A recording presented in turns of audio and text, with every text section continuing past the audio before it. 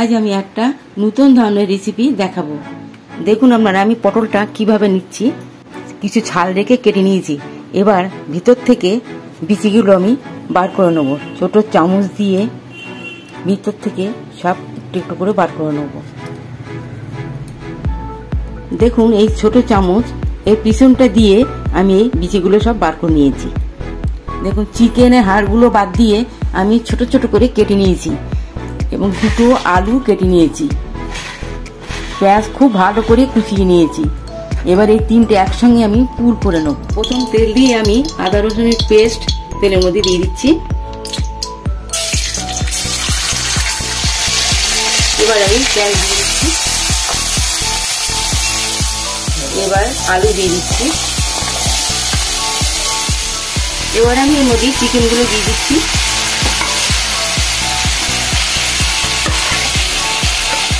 এবার হলুদ গুঁড়ো, লবণ, ধনে গুঁড়ো,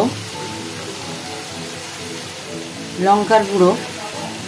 এটা আমার কষানো হয়ে গেছে। এবার আমি একটু জল দিয়ে দেবো।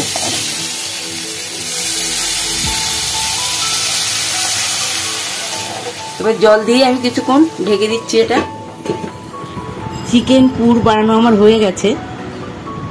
এবার দেখুন, আমি পুরগুলো এই পটলের ভিতর একটা একটা করে ভরে দেবো।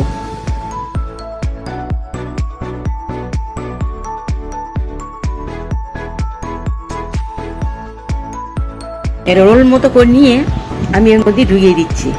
এই দেখুন, দিয়ে লাস্টে একটা চিকেন দিয়ে মুখটা আটকে দেবেন। এখন আমার সব পুর ভরা হয়ে গেছে। এবার আমি পেঁয়াজটা অনেকটা কষানো হয়ে গেছে। এবার আমি আদা রসুনের পেস্ট এর মধ্যে একটু দিয়ে দেবো। ধনে গুঁড়ো, দুটো কাঁচা লঙ্কা চিড়ে এর মধ্যে দিলাম। এবার হলুদ গুঁড়ো, লবণ, জিরের গুঁড়ো, মশলাগুলো ভালো করে কষিয়ে নিয়ে এবার আমি একটু জল দিয়ে কিছুক্ষণ ওটা ফুটিয়ে নিয়েছি। নেওয়ার পরে পটলগুলো আমি ওর মধ্যে একটা একটা করে দিয়ে দিয়েছি। এবার কিছুক্ষণ ফুটিয়ে নেব ঢাকনা দিয়ে। এবার ঢাকনাটা আমি নামিয়ে নিলাম। রান্না হয়ে গেছে। আমি একটু গরম মশলা দিয়ে এটা আমি নামিয়ে নেব। পটল চিকেনের দরমা রান্না আমার কমপ্লিট হয়ে গেছে।